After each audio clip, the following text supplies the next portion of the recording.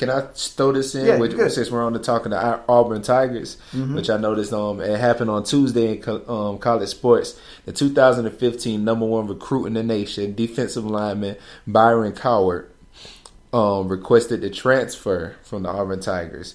And his reasoning was basically saying he was disappointed with the play time. He only had 3 tackles in the last 3 games. And it said as of Tuesday, the Tigers granted him his release from that. Wow. So that's all I wanted to say, speaking of, since we were on the topic of the Auburn Tigers. That's pretty... Dude, what do you think about that? For me,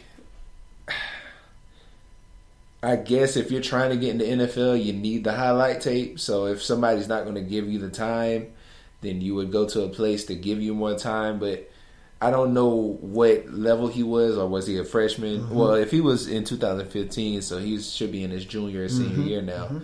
So I feel like leaving now, he could have definitely still made it via the combine, regardless of his highlight tape. So, I mean, something you got to keep in mind: these college players, they have a lot to prove, and like you said, game tape is definitely important when you got the scouts and stuff looking at you. And then, sometimes it goes well for you, sometimes it doesn't. Like we were talking before the podcast, I feel that you do have that choice to make that decision. Maybe you could have tried to weather the storm a little bit, try, maybe later in the year to kind of see if things were going to change. Maybe a 3-week span is kind of a short window to kind of make a snap decision like that. But, at the end of the day, he's got to stand by his decision to leave. Auburn is still one of those, regarded as one of those top football schools out there. So I really think he still would have got some recognition there. And a lot of times you don't even really have to be that breakout player to still get drafted in, because you have a lot of scouts who work day and night scouting talent. That's their job to do that. Exactly. And I think you would have came across somebody's radar regardless of the talent. And then, like you said, the combine as well. So we'll have to pay close attention to this to kind of see how this works out for him. But I still think, regardless, he could have been really great for Auburn and then got an injury. Yeah. And then what happens then? Exactly. So you always want to fall back on your degree when you go to college. So I know a lot of them are trying to make it big out there to get in the NFL to support their families or whatever ambitions they have. Right. But also, if football doesn't work out for you, you need to have some type of backup plan. But that's just how I feel on that. No, I agree with you. Definitely. And one other game I wanted to hit at, UCLA versus Memphis. UCLA, number 25, went on the road to Memphis. Both of these teams were undefeated. UCLA was 2-0. Memphis was 1-0. This was a high-scoring affair. Okay. The final was 48-45. Wow, that was a good game. Listen at this: the total yards. UCLA had 633 total yards in this game. Oh my goodness. Memphis had 560. So they had over 1,000 yards. It had almost combined, almost 1,200 yards almost in one game. I'm pretty sure the defensive coordinators pulled all the hair out by the end of the definitely. game in this one. Just to throw out some stats there. First quarter of the game was 7-7. Second quarter, 17-20. Third quarter, 14 apiece by both teams. And then the fourth quarter ended with 2 touchdowns by both teams. Riley Ferguson, the quarterback for Memphis, threw 398 yards. Goodness. Get this, 6 touchdowns in the game. Wow. 6 touchdowns. His wide receiver, Anthony Miller, had 9 receptions, 185 yards, and 2 touchdowns. And another Heisman hopeful, UCLA's Josh Rosen, went 34 for 56, 463 yards, 4 touchdowns. He also threw a 60-yard pick six in this game that was returned for a touchdown. Ooh. One thing that gets me, because also Sam Darnold threw a pick six in his game too for USC.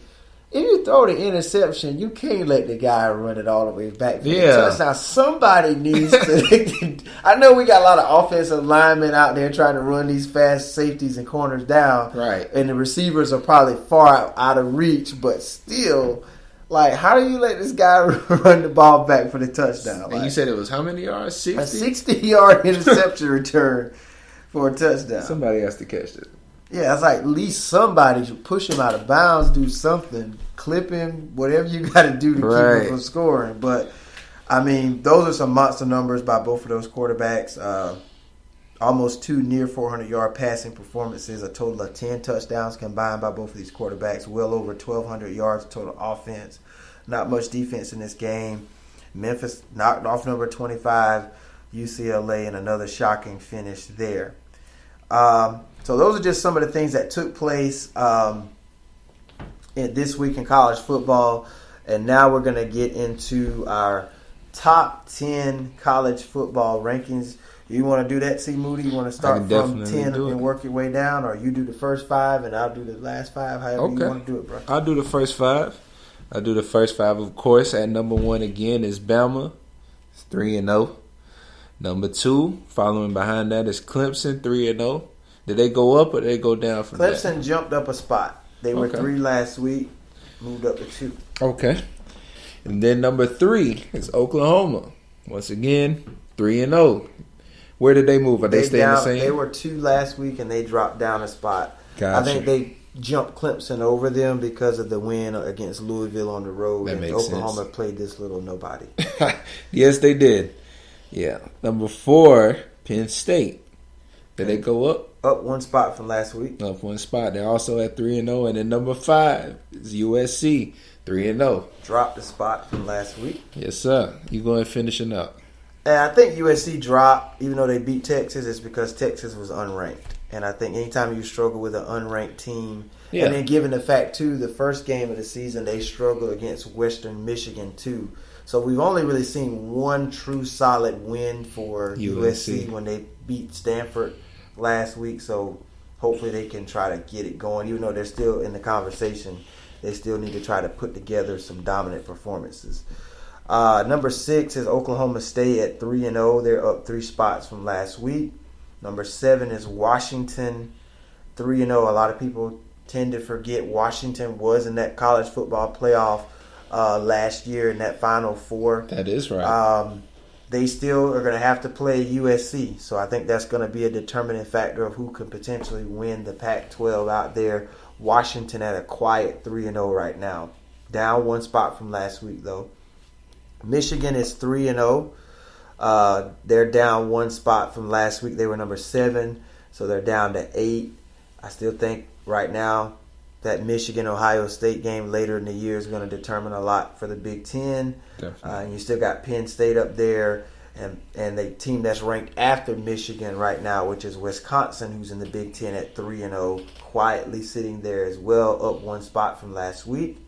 And then you got Ohio State at 10, at 2-1. They're down 2 spots. They dropped from 8 to 10, and I guess because of they beat Army, that's really not a surprising win, and you had some other teams win some big games. But think about it, though. You got 4 teams in the top 10 from the Big Ten. And you got, looks like 1 team from the SEC who everybody deems as the best conference in college football. Bama's the only SEC team in the top 10. That's why they say it. Yeah. And so you got 2 Pac-12 teams with USC and Washington. And you got Clemson, the lone ACC team. And then Oklahoma, the only team. Oklahoma and Oklahoma State, the only 2 teams from the Big 12. So, I mean, right now, the Big Ten is really holding it down right now, top 10-wise. So we got to kind of see how they hold it out once these teams start playing one another and possibly knocking each other's stock down. But definitely, that's your top 10 for this week, and we got some Week 4 matchups coming up. Do you have some? No, that's you. Okay, I'll get that too. Go to it. So Week 4 matchups coming up this week. So we got number 1 Bama versus Vanderbilt.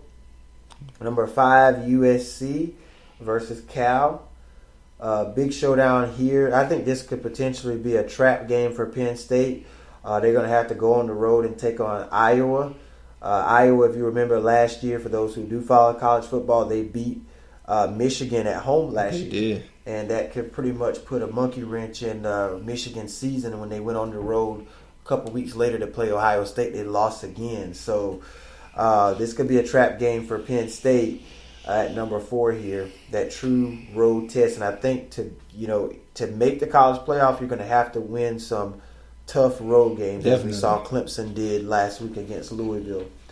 Speaking of Clemson, the defending national champs, moving up number 2 this week. They're going to be hosting Boston College. Oklahoma is going to take on Baylor. Number 10, Ohio State versus UNLV. And then you're going to have Florida and Kentucky going head-to-head. Both of these teams coming off wins. We know Florida won on that crazy Hail Mary pass, and Kentucky beat the South Carolina Gamecocks last week. So that's how college football is looking for this week. We had some great games, and CJ wants to kind of add something else. Pretty much all I wanted to get into was the Heisman look at for. Oh, that is right. How can I forget the Heisman? No, you're fine. We're gonna do our Heisman hopefuls as of week 4. Yeah. So we're going into week 4. So yeah, going into week 4. These are our Heismans. The list 1 through 5. I'm only doing the top 5. Number 1 is still Baker Mayfield. His QBR for the season, I'm doing their whole season for this year so far, is 94.4%. That's his QBR. He's thrown for 1,046 yards with 10 touchdowns, no interceptions, and I think that's why he's at the top. He has to be that 0 interception. That's exactly. Second would be from Penn State, the running back, Saquon Barkley. He has 307 yards with 3 touchdowns. His yards per carry is 8. But he also has 11 receptions for 241 yards. And his yards per reception is 21 with 2 touchdowns. At number 3, Oklahoma State's quarterback, Mason Rudolph. His QBR is a 92.7. Quietly, no one's really talking much about him. Has 1,135 yards. Yeah, already. 11 touchdowns, but with 1 interception. Now, he also has 18 rushing yards with 2 touchdowns. At number 4, it's the man Lamar Jackson, the last year's Heisman winner from Louisville. His QBR right now is 79%. He's thrown for 1,088 yards with 8 touchdowns, 1 interception. But he also has 303 yards rushing with 3 touchdowns. So that's why he's still there.